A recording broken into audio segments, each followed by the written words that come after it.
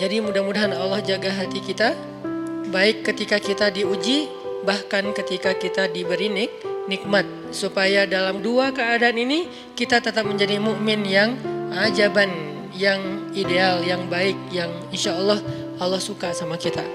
Kalau diuji sabara fakana khairallah, kalau diberi nikmat syakara fakana khairallah.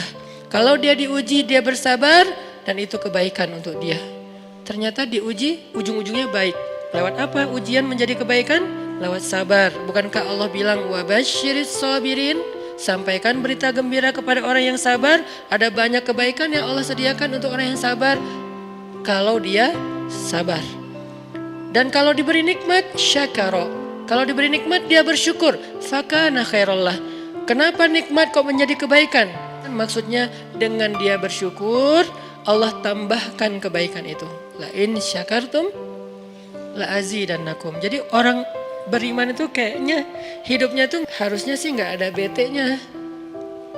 Hidupnya tuh nggak ada istilah, aduh hari ini gue kayak rugi banget nih. Nggak ada orang yang beriman rugi. Kan hidup kita tuh di antara dua itu kan. Cuman varian ujian itu aja macam-macam. Varian ujian itu misalnya kalau di surat Al-Baqarah Allah menyebutkan 3 varian ujian kan.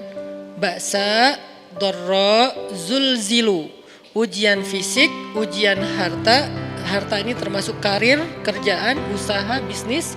Dan ujian zulzilu, ujian perasaan termasuk diputusin. Atau orang yang dekat sama kita jadian sama yang lain.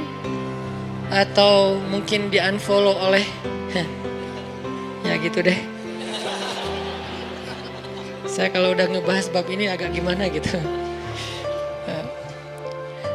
Jadi 3 varian ini masuk kategori apa? Masuk kategori ujian. Tetap aja 2. Kalau nggak ujian nikmat, antara 2 itu nih. In asabathu sarra syakara wa in asabathu dharra sabara. Udah gitu aja. Dan nanti bahkan sampai ayatnya gini.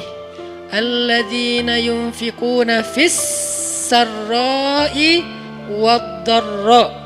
Orang yang tetap beramal soleh lewat hartanya dalam keadaan dia berkelebihan atau dalam keadaan dia kekurangan. Itu mukmin, keren banget gitu. Dia tuh nggak pernah kehilangan kesempatan berbuat baik. Baik beramal soleh ketika dia dalam keadaan dikasih nikmat maupun beramal soleh ketika dia dikasih ujian, tetap aja beramal soleh. Contoh yang ayat tadi.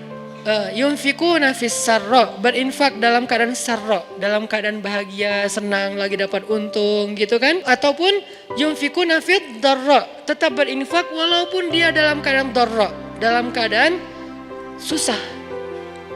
Dalam keadaan dor itu kan bahaya. Ini kalau saya infak nih bahaya nih buat saya nih. Kalau saya kasih nih saya kayak nggak ada tabungan buat mahar nih. Kalau saya kasih ke dia, terus saya gimana? Gitu kan? Ini dor banget nih, bahaya banget nih. Tapi dia tetap berinfak. Siapa yang mencontohkan hal seperti itu? Selain pastinya Rasulullah udah gak diragukan lagi. Yang jadi kayak simbol berinfak walaupun dia butuh. Orang-orang Ansor.